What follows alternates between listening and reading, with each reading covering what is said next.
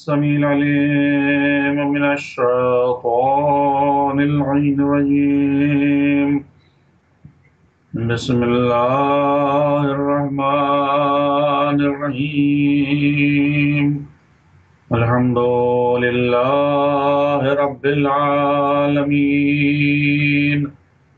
والصلاة والسلام على أشرف الأنبياء والمرسلين سيدنا ونبينا وشفينا بالقاسم محمد. اللهم صل على محمد وآل محمد وآل محمد الطيبين الطاهرين الغر الميامين المعصومين، واللعنة الله على أعدائهم أجمعين من يومنا هذا إلى يوم الدين. أما بعد، فقد قال الله سبحانه وتبارك وتعالى في كتابه المبين: بسم الله الرحمن الرحيم. والعصر إن الإنسان لفي خسر إلا الذين آمنوا وعملوا الصالحات وتواصوا بالحق وتواصوا بالصبر. صلوات پڑھیے محمد وآل محمد. اللہم صل علی محمد وآل محمد. عزیزو، ہماری گفتگو کا سلسلہ ماہ مبارک کی اس تاریخ تک پہنچ گیا ہے کہ جہاں ابھی ہم سورہ والعصر کے بارے میں گفتگو کر رہے ہیں، اس کے مضامین کو آپ پیش کر رہے ہیں. لیکن کچھ ذمہ داریاں ہیں ہم سب کی، اور اس کی طرف متوجہ کرنا ضروری ہوتا ہے. اس لیے آپ کو میں کچھ زندگی کے اور سماجی پہلوؤں کی طرف جو ہماری ذمہ داری متوجہ کرتا رہتا ہوں، اور شیعان اہل بیت کے حالات اور عالمی حالات کے اوپر بھی ہماری گفتگو اختصار سے ہوئی تھی. اس کا آپ کو کچھ نہ کچھ ایک نتیجہ بھی انشاءاللہ دوں گا. کچھ چیزوں کے دریافت کر رہا ہوں جن کی تفصیل ابھی نہیں مل رہی ہے، لیکن بہرحال پوری دنیا بحران سے گزر رہی ہے، لیکن ہم اس سے پہلے ہی بحران سے گزر چکے ہیں، اور مسلسل ہمارے خلاف سازشیں اور ہمارے خلاف کوششیں ہو رہی ہیں ہمارے شیرازے کو بکھیرنے کے لیے، ہم کو تباہ اور برباد کرنے کے لیے. تو کسی وقت اس کی بھی گفتگو ہوگی انشاءاللہ. لیکن آج ایک موضوع اور ہے جس کی طرف متوجہ کرنا ہے ہم تمام شیعان اہل بیت کو اور مومنین کرام کو پوری دنیا میں کہتا ہوں.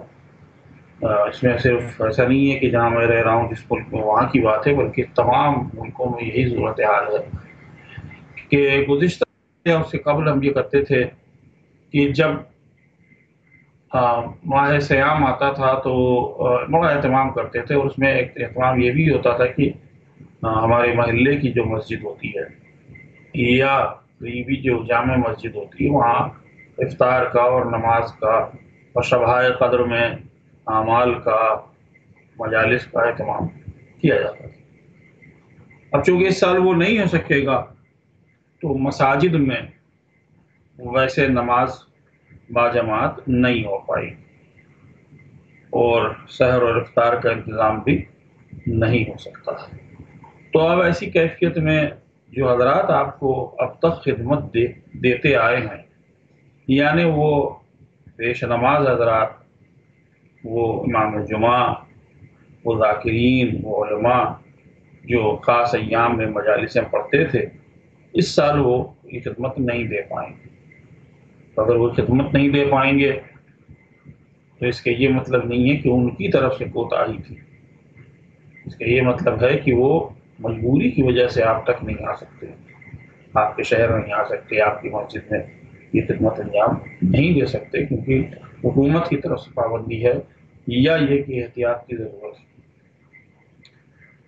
تو اگر وہ نہیں آئیں گے تو اس کا یہ مطلب نہیں کہ آپ انہیں بھول جائیے گا. ان کے بھی اپنی زندگی ہے، اور ان کے بھی اپنی اہل اولاد ہے، ان کے اپنے اخراجات ہیں، اور بہت سو کا انہی مواقع کے اوپر سارا دار و مدار ہوتا ہے پورے سال کے اخراجات کا۔ تو اگر اس میں آپ لوگ تھوڑا سا تعاون کیجیے گا، اور جیسے کرتے آ رہے تھے سال گزشتہ جس طرح سے کیا یا اس سے پہلے کیا، ویسے ہی اس دفعہ بھی آپ کو یہ خدمت انجام دینی چاہیے میری نظر میں، کیونکہ اس سال ان کے اوپر بھی یہی مشکل ہے جو ہر ایک پر ہے۔ ظاہر ہے کہ کچھ لوگ ہم میں سے وہ خدمت نہیں کر سکتے جو وہ کرتے آ رہے تھے، کیونکہ ان کا روزگار ویسا نہیں رہا، لیکن بہت سے لوگوں کے لیے یہ آسان ہے کہ وہ ویسا ہی روزگار اگر رکھتے ہیں ابھی بھی، تو ان کو اس سلسلے میں مدد کرنی چاہیے۔ اور یہ ہمارے وہ حضرات ہیں کہ جن کے پیچھے ہم نماز پڑھتے ہیں تو ہمیں عادل مانتے ہیں، اور ان کے پیچھے نماز پڑھنے کی وجہ سے ہماری نماز قبول ہوتی ہے۔ تو اگر یہ ہمارے محلے کے یا شہر کے پیش نماز ہیں تو ظاہر ہے کہ اتنے معتبر تو ہیں کہ ان کے لیے ہم ضرور کریں، اور زیادہ ہی ہونی چاہیے، اور ان کی ہمت افزائی کرنی چاہیے، بلکہ ہر ایک کی کرنی چاہیے۔ تو ایک یہ پہلو ایسا تھا کہ جس کے اوپر زیادہ تر گفتگو نہیں ہوتی ہے، اور چونکہ میں دونوں طرف ہوں، میں چاکری بھی کرتا ہوں اور میرا تعلق عوام سے بھی ہے، آپ ہی لوگوں میں سے اٹھ کے آیا ہوں، تو لہٰذا میں دونوں لوگ کو پہچانتا ہوں، اس لیے میں نے مناسب سمجھا کہ اس کا تذکرہ کیا جائے تاکہ مومنین اس کا خیال رکھیں۔ اور اس مہینے میں چونکہ جب نیکی آپ کو بڑھ کے مل رہی ہے تو آپ کو اس مہینے میں اس کا فائدہ اٹھانا چاہیے۔ اور بہت سے جو شرعی مسائل تھے ان میں بھی فقہا نے اور مجتہدین نے گنجائش دے دی، یعنی پہلے سہمین کے سلسلے میں یہ مشکل تھی کہ آپ سہم امام اور سہم سعادات کا خیال رکھیں گے، لیکن اس سال بہت کافی کچھ چھوٹ دے دی گئی ہے، تو اس کے لیے بھی کسی مجتہد یا ان کے نمائندے سے آپ رابطہ کر سکتے ہیں، اور جو آپ کومس نکالتے ہیں اس میں بھی یہ تبدیلی کر دی گئی، اس کا بھی دھیان رکھیے گا۔ اب ہماری گفتگو کل ہو رہی تھی کہ اولاد کی تربیت کیسے کرنی چاہیے، اور اولاد کی تربیت کا بہترین طریقہ کیا ہونا چاہیے، اور میں نے آپ کی خدمت میں عرض کیا تھا کہ اصل میں سرمایہ آپ کی اولاد ہے۔ حالانکہ قرآن مجید نے کہا ہے کہ المال ہو والبنون ہو زینت الحیات الدنیا، مال اور اولاد تو زینت دنیا ہے، حیات دنیا ہے، اور اس کے علاوہ کچھ نہیں ہے۔ مال آپ کے ساتھ نہیں جائے گا، اولاد آپ کے ساتھ نہیں جائے گی، تو جو چیز ساتھ جانے والی نہیں ہے وہ آپ کے کس کام کی ہے۔ لیکن مال کے سلسلے میں دونوں طرح کی آیت ملتی ہیں قرآن میں، اور مال کے سلسلے میں ایک دوسری آیت بھی ملتی ہے کہ جس میں کہا گیا کہ ان اللہ اشترى من المؤمنین انفسهم واموالهم بان لهم الجنہ، تو مومنین کے نفس اور مال کو اللہ نے خرید لیا ہے اور اس کے بدلے میں اس کو جنت دے دی ہے۔ اس کے معنی یہ کہ مال کی قیمت بھی اللہ کے ہاں ہے جو مل سکتی ہے۔ تو جس طریقے سے مال میں بھی تشخیص ہو سکتی ہے کہ مال اچھا ہو یا مال برا ہو، اگر مال اچھا ہے اور اچھے راستے پر خرچہ کیا گیا ہے، اللہ کے لیے خرچہ کیا گیا ہے، تو یہی مال آپ کو جنت تک پہنچا دے گا، اور اگر مال برا ہے یا برے راستوں پر یا بری چیزوں پر خرچہ کیا گیا ہے تو یہی وبال جان پر جائے گا۔ بالکل ایسے ہی اولاد کے لیے بھی ہے کہ اگر اولاد کی پرورش اور اولاد کے لیے آپ نے کوشش کی ہے کہ اس کی اصلاح ہوتی رہے، نیک اور صالح اور با کردار اولاد اگر آپ کی ہے تو یہ آپ کے لیے بشارت جنت سے کم نہیں ہے، اس لیے کہ آپ کی اولاد کی نیکی بھی آپ ہی کو ملنے والی ہے، اولاد کی نیکیوں کو بھی آپ کو اللہ اس میں بھی آپ کو ایک حصہ دے گا، اور اولاد آپ کے لیے نیکی کرتی رہے گی۔ میں نے خود ایسے جنازوں میں بھی شرکت کی ہے کہ مجھے نہیں لگتا تھا کہ اولاد اس قابل تھی کہ وہ اپنے مرحوم کے لیے فاتحہ پڑھ سکے، یعنی اتنی تربیت بھی نہیں دی گئی تھی۔ تو اگر یہاں تک اپنی اولاد کو پہنچا دیا ہے تو پھر مرنے کے بعد امید بھی نہیں کرنی چاہیے کہ وہ ایک سورہ فاتحہ پڑھ کے آپ کو ہدیہ کر دیں گے۔ لیکن اولاد کو اگر دین سے رغبت پیدا ہو گئی ہے تو آپ کا قبر میں رہنا، برزخ کی زندگی بڑی طولانی ہے، ایسا نہیں ہے کہ آج شروع ہوئی اور 2 دن میں ختم ہو گئی۔ آپ جا کے قبرستان میں دیکھیے کتنے 100 سال پرانی قبریں ابھی بھی موجود ہیں، اور بہت سی ایسی قبریں ہیں جن کو نشان باقی نہیں ہیں، اور ایسی کیفیت میں وہ مردے ہیں کہ جو محتاج ہیں کہ ان کے لیے کوئی کار خیر کر دے. تو اگر اس موقع پر آپ کی اولاد ایسی ہے کہ جو کار خیر کرے گی آپ کے لیے، اس کے لیے آپ اس کو تیار کر سکتے ہیں. تو وہ آپ جب تبھی کر سکتے ہیں جب اولاد کو دین سے رغبت ہو، اور اولاد کو دین سے رغبت دلانا آپ کا کام ہے. تو اس میں اگر قربانی دینی پڑتی ہے تو دیجیے وہ قربانی. تو قربانی سے پیچھے نہ ہٹیے. آپ دوہرا میسج، دوہرے پیغام اپنی اولاد کو نہیں دے سکتے. آپ یہ نہیں کہہ سکتے کہ ایک چیز حلال بھی ہے اور وہی چیز حرام بھی ہے. جب آپ کریں گے تو حلال، جب اولاد کرے گی تو حرام. یہ نہیں ہو سکتا. جب آپ کا کوئی اپنا ذاتی مسئلہ آ جائے تو گنجائشیں نکال لی جائیں، اور جب اولاد کا مسئلہ آ جائے تو سختی کی جائے. یہ اس طرح سے دین ان تک نہیں پہنچ سکتا، اور وہ کبھی اس کے اوپر گامزن نہیں ہوں گے. تو ایک مسئلہ ہے جیسے میوزک کا. اب آپ کو اگر میوزک پسند ہے تو آپ تو سنیں گے، اور ظاہر ہے کہ میوزک حرام ہے، گانا حرام ہے. تو اگر گانا اور میوزک حرام ہے تو آپ کے لیے بھی حرام ہے اور اولاد کے لیے بھی حرام ہے. لیکن آپ سنیں اور توقع کریں کہ اولاد نہ سنیں، یہ بالکل غلط ہے. آپ جس جگہ پر ہیں اس سے زیادہ آپ سے ہی اولاد سیکھے گی. تو آپ کو کوشش کرنی چاہیے کہ آپ اس کے لیے وہ نمونہ بن جائیں، تاکہ آپ کو وہ دیکھ کر اندازہ کر لیں کہ دین ان کے پاس ہے، یہ ان کے لیے محترم ہے، یہ ان کے لیے قابل قدر ہے، اور ہمیں اس کو ماننا چاہیے. ہماری گفتگو حق پر ہی ہو رہی ہے. ہماری گفتگو موضوع حق اور صبر پر ہی ہے. یہ یقین کیجیے گا، یہ حق بیانی ہے کہ جو بہت سے لوگ نہیں کر پا رہے ہیں، یا جس کا موقع نہیں آ رہا ہے. میں یوں کہوں کہ اس سلسلے میں گفتگو کی جائے، لیکن اولاد کو صحیح راستے پر رکھنے کی ذمہ داری آپ کی ہو جاتی ہے. اب یہ بھی اس میں بہت مسائل ہیں، اور ان کو اگر تفصیل سے بیان کیا جائے تو ٹانی مجلس کی ضرورت ہوگی، بلکہ اور زیادہ شاید. لیکن اولاد کے سلسلے میں یہ یقین کر لیجئے کہ نیکیاں اگر اس نے کی ہیں تو نتیجے بڑے اچھے ہیں. آپ دنیا میں تو غریب ہو سکتے ہیں، لیکن آخرت میں آپ بڑے امیر ہوں گے. میں آپ کو اس کا ایک واقعے کی مثال دے دوں. جناب عیسیٰ علیہ السلام کے بارے میں ایک واقعہ مشہور ہے کہ قبرستان کی طرف سے گزر رہے تھے. ایک قبر کی طرف نظر پڑی ان کی تو انہوں نے دیکھا کہ قبر ایک مردے کو بے انتہا اذیت دی جا رہی ہے، عذاب اللہ کا اس پر نازل ہو رہا ہے. جناب عیسیٰ جس کام سے جا رہے تھے اس کام سے چلے گئے، پلٹ کے پھر اسی قبرستان کی طرف سے ان کا گزر ہوا، اور ان کو جستجو ہوئی کہ دیکھیں اب اس مردے کی کیا کیفیت ہے. تو لہٰذا جناب عیسیٰ اس قبر کے قریب پھر گزرے، ویسے ہی دیکھا کہ اب اس مردے کے ساتھ اس جو ملائکہ ہیں وہ بڑے اچھے طریقے سے پیش آ رہے ہیں. اس کی کیفیت بھی بدل گئی ہے، اس کا لباس بھی ٹھیک ہو گیا ہے، اس کو غذا بھی دی جا رہی ہے، یعنی اس کی بڑی تواضع کی جا رہی ہے. تو جناب عیسیٰ نے پلٹ کے پوچھا کہ جب میں جا رہا تھا تب اس کی کیفیت کچھ اور تھی، واپس آیا ہوں تو اس کی کیفیت کچھ اور ہے، یہ اتنی دیر میں کیا فرق ہو گیا، کون سا انقلاب آ گیا؟ جواب دیا گیا کہ یہ انسان تو بڑا ہی بدکار تھا اور برا تھا اور قابل عذاب تھا، لیکن آج اس کا بیٹا مدرسے گیا اور اس نے پہلی مرتبہ بسم اللہ الرحمن الرحیم پڑھا. یہ کیسے ہو سکتا ہے کہ خدا اس کے اوپر عذاب نازل کرے جس کا بیٹا خدا کو رحمان اور رحیم کہہ رہا ہو؟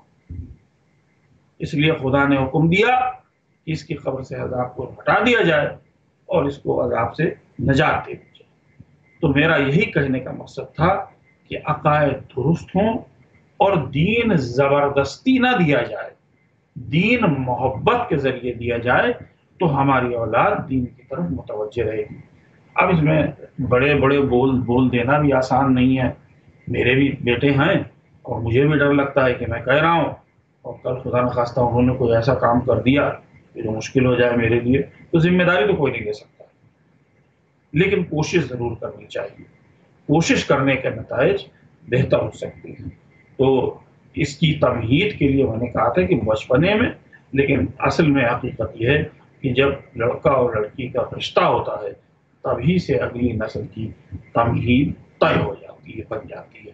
آپ آج کے معاشرے میں چونکہ اس کو غلط طریقے سے دیکھا جا رہا ہے اور غلط انداز میں ہم رشتوں کو بنوا رہے ہیں، یعنی سماج کے اعتبار سے اگر دیکھا جائے تو سماج میں یہ برائی آ گئی ہے اور ہمارا معاشرہ یہ کر رہا ہے کہ پیسہ اور روپیہ اور دولت اور نام اور نمود اور حسن اور فلاں چیزیں زیادہ اہمیت رکھتی ہیں، جبکہ تقوی اور نیکی زیادہ ضروری ہے۔ جناب ابراہیم جناب اسماعیل کے گھر پر آئے، جناب اسماعیل شکار کرنے گئے تھے، زوجہ جناب اسماعیل گھر پہ تھی۔ ایک بوڑھا شخص اچانک دروازے پر آیا، دستک دی، ان کی زوجہ نے دروازہ کھولا۔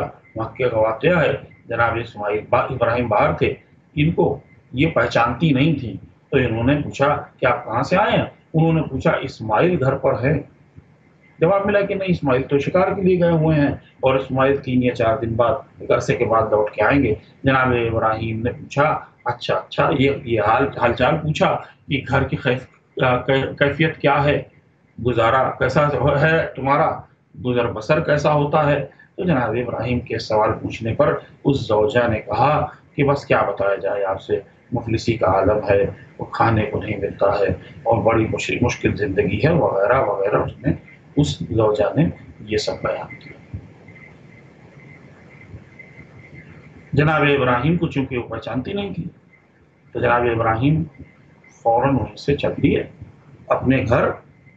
واپس جاتے وقت انہوں نے ایک جملہ کہا کہ اسماعیل سے کہہ دینا کہ ایک بزرگ آیا تھا تمہارے دروازے پر اور اپنے دروازے کی چوکھٹ کو بدل۔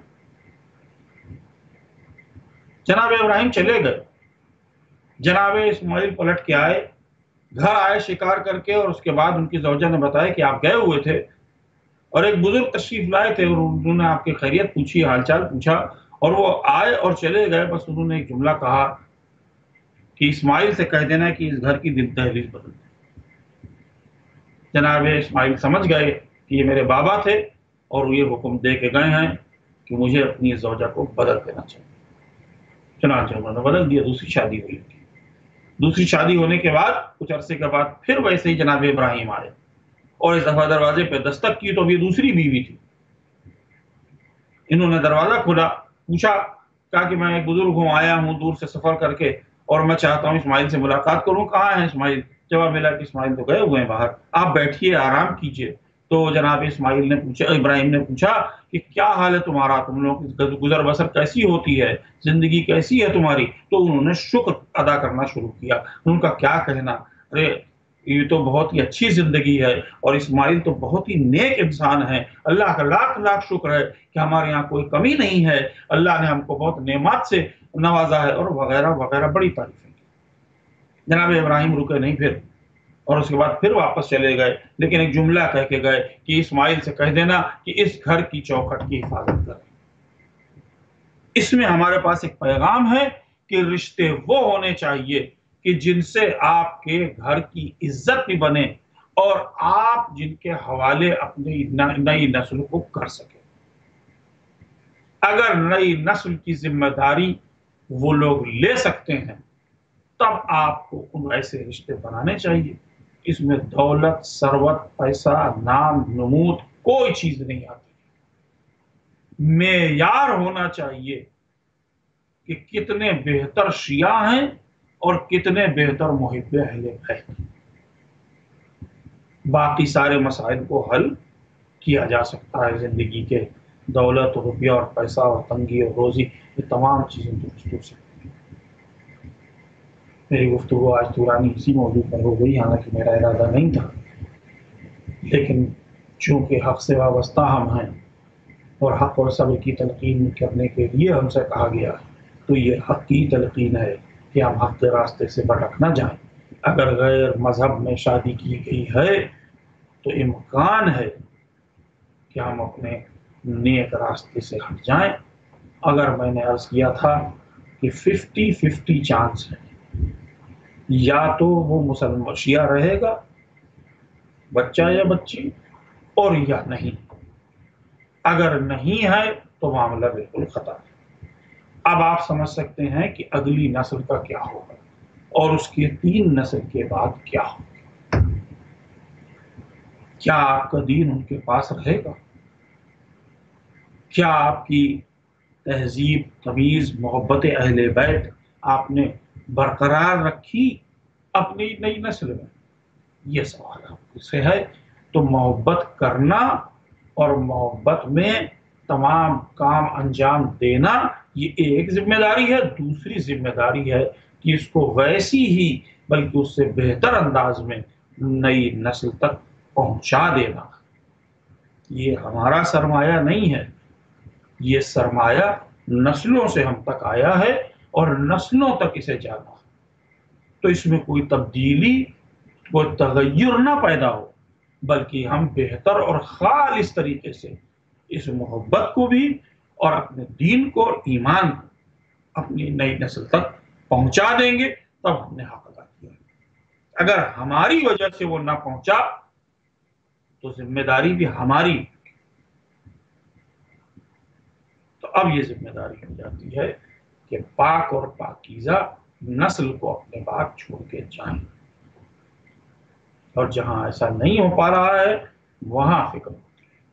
اس لیے میں نے کہا کیونکہ انٹر ریلیجن یعنی دوسرے مذہب میں اور انٹر سیکٹیرین وہ یعنی کہ دوسرے مسلک میں شادیاں بہت ہو رہی ہیں، اور ہونے میں کوئی برائی نہیں ہے۔ جیسا میں نے کہا، برائی تب نہیں ہے کہ جب جس سے شادی کی جا رہی ہے وہ مکمل طور پر آپ کے دین کو اختیار کر لے۔ ہمارے پاس یہاں امریکہ میں وہ مثالیں بھی ہیں کہ جن لوگوں نے واقعی یعنی ہم جیسے شیعوں سے بھی بہتر شیعہ ہیں وہ لوگ کہ جنہوں نے غیر مذہب سے شیعہ مذہب کو اختیار کیا اور بہترین ایمان رکھتے ہیں اور بہترین عزاداری اور تمام چیزوں کا انعقاد کرتے ہیں۔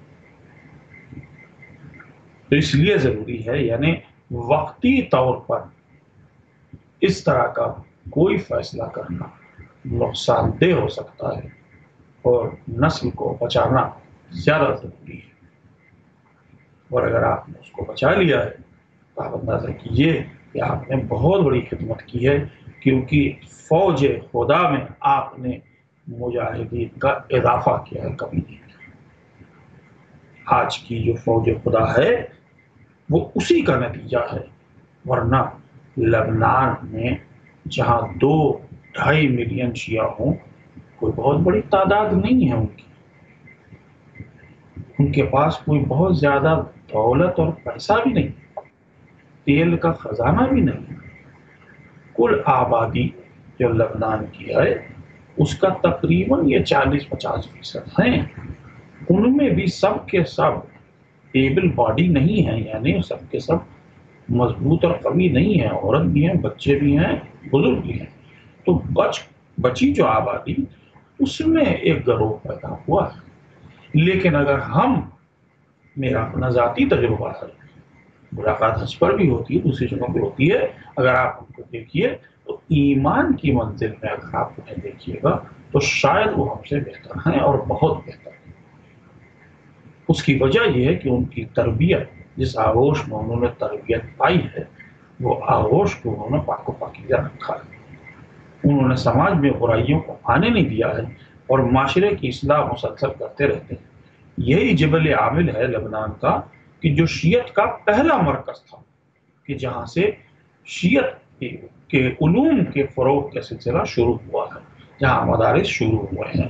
آج بھی وہاں وہی عاملی استاد موجود ہیں اور علماء موجود ہیں کہ جو جبل عامل والے ہیں۔ اگر آپ ان کو جانتے ہیں تو آپ کو اندازہ ہوگا کہ یہ پرانی تہذیب ہے شیعوں کی، لیکن انہوں نے اپنے آپ کو بدلا نہیں ہے اور آج دنیا کی بڑی سے بڑی طاقت ہے۔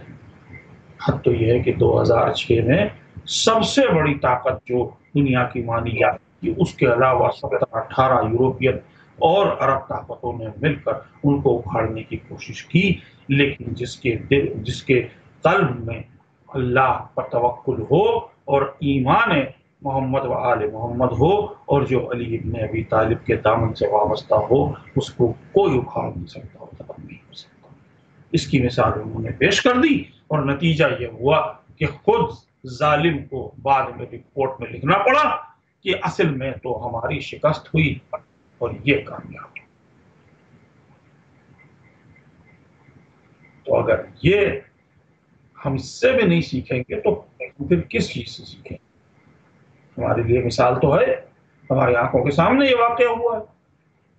तो इसका मतलब यही है कि जो ये कर रहे हैं वो सही कर रहे हैं, और आज भी उनको 2006 से लेकर अब 2020-14 साल में तमाम साजिशों के बाद भी उखाड़ नहीं पाए, बल्कि अल्हम्दुलिल्लाह उनकी ताकत में इजाफा हो गया है।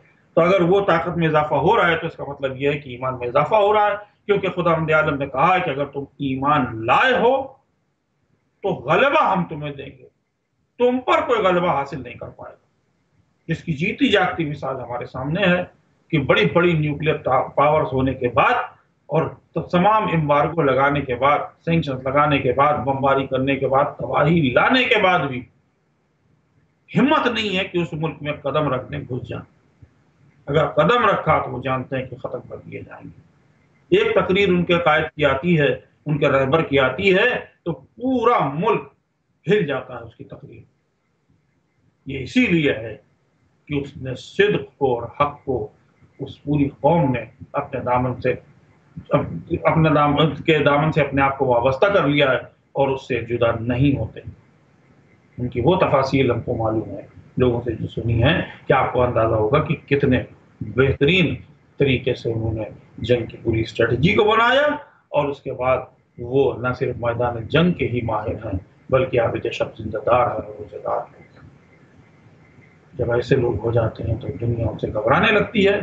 अबू ज़र आए थे दरबार में तीसरी खिलाफत के, और अबू ज़र ने उनके सामने वो हकीकत खोल के रख दी कि पूरी दुनिया हैरान हो गई। मैं कहता हूँ अबू ज़र वाकई तवर्रा भी कर रहे थे और तवल्ला भी कर रहे थे, कि उन्होंने बताया कि जो लोग, कुरान की वो आयत पढ़ी कि जो लोग सोने और चांदी को इकट्ठा करते हैं और अल्लाह की राह में उसको खर्च नहीं करते, इन्फाक नहीं करते हैं, तो कयामत के दिन वही सोना और चांदी से उनको दागा जाए। यह है हक बयानी कि जो जालिम के सामने, दुश्मन के सामने की जाए, और ये अकेला मौका नहीं है। न जाने कितने मौके हैं कि जामी समेत अम्मार जैसे और कुमैल इब्न ज़ियाद जैसे हैं कि जिन्होंने दुश्मन की आंखों में आंखें डाल के कहा कि पूछा गया कि तुझे कैसे कत्ल किया जाए, और कुमैल कह रहे हैं कि जैसे तू कयामत के दिन मेरे हाथ कत्ल होना चाह वैसे ही मुझे खपा।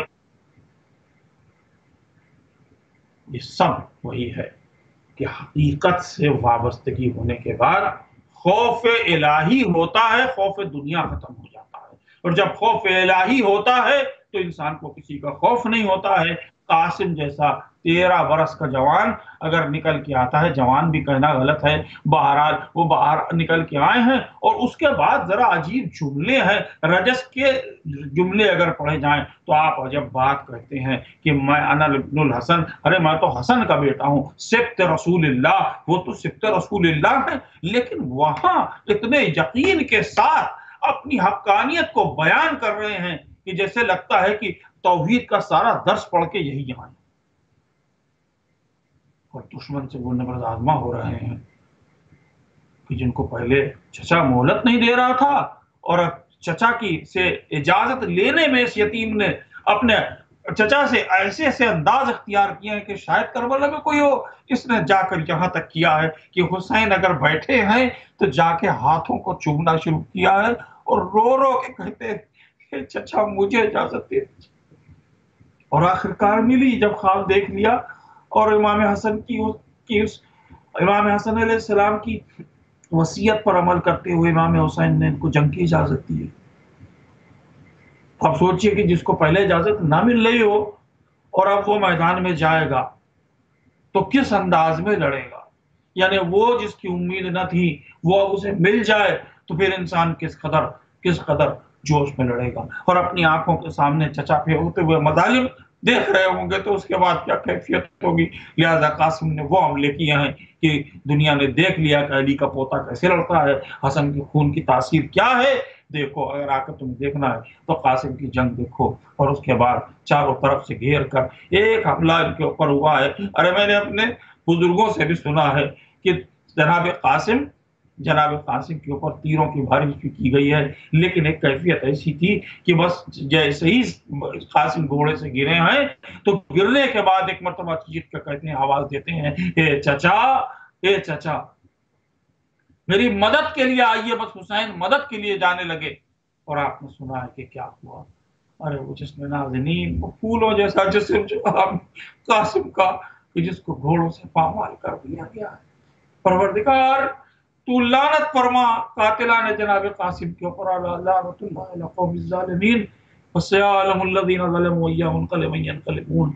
خدایا بحق محمد و آل محمد کے ہماری اس عبادت کو قبول فرما، پالنے والے ہماری نئی نسل کو ہدایت فرما، ہم سے بہتر نیک صالح اور کردار کا حامل ان کو بنا دے، اور ان کو صحیح معنوں میں اہل بیت کا چاہنے والا اور اہل بیت پر جان نثار کرنے والا بنا دے۔ پالنے والے ہم سب کو قلعہ ولایت محمد و آل محمد میں جگہ عطا فرما، گناہ کبیرہ صغیرہ کو معاف کر دے، مرحومین کی مغفرت فرما، اس مہینے میں ہمارے لیے مغفرت کا بندوبست کر دے، عبادت کی توفیق عطا فرما، اور تمام مقامات مقدسہ کی حفاظت فرما، سرکار کے ظہور میں تعجیل فرما، اور ہم کو ان کے اعوان و انصار میں شمار فرما۔